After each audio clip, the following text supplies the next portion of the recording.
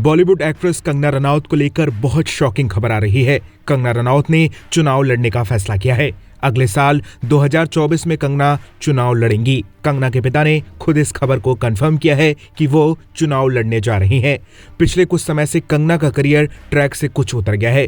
साल 2015 से उनकी एक भी फिल्म हिट नहीं हुई है। उनकी पिछली 2 फिल्में धाकड़ और तेजस लगातार डिजास्टर रही हैं और इसी डूबते हुए करियर के बीच कंगना ने चुनाव लड़ने का फैसला कर लिया है। अगले साल होने वाले लोकसभा इलेक्शन में कंगना चुनाव लड़ेंगी। कंगना के पिता अमरदीप रनौत ने कहा है कि वो बीजेपी के टिकट पर चुनाव लड़ेंगी, लेकिन किस सीट से चुनाव लड़ेंगी ये अभी नहीं पता।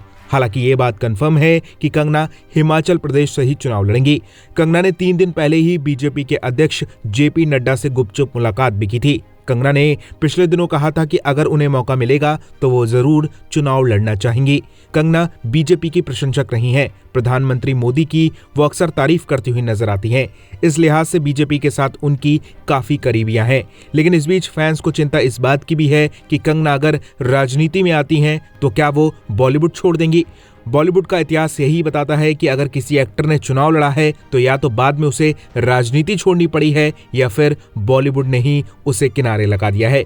अमिताभ से लेकर राजेश खन्ना, गोविंदा, हेमा मालिनी, सनी देओल चुनाव लड़ चुके हैं। अमिताभ और राजेश खन्ना को बाद में राजनीति छोड़कर फिर से बॉलीवुड में आना पड़ा। वहीं सनी देओल पंजाब के गुरदासपुर से चुनाव जीते हैं, लेकिन वो कभी अपने क्षेत्र में नहीं जाते और अक्सर लोग उनकी गुमशुदगी के पोस्टर लगाते हैं।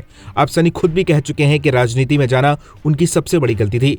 वहीं गोविंदा को भी बाद में राजनीति छोड़नी पड़ी थी। अब कंगना ने यह फैसला कितना सोच समझ के लिया है वो तो वही जाने। लेकिन कंगना अगर चुनाव जीतकर संसद जाती हैं तो उनके निशाने पर कौन रहेगा ये तो देखने वाली बात होगी। आप क्या कहेंगे इस पर? अपनी राय हमें कमेंट में दीजिए और ज्यादा ऐसी अपडेट्स के लिए बॉलीवुड पे चर्चा को सब्सक्राइब कीजिए।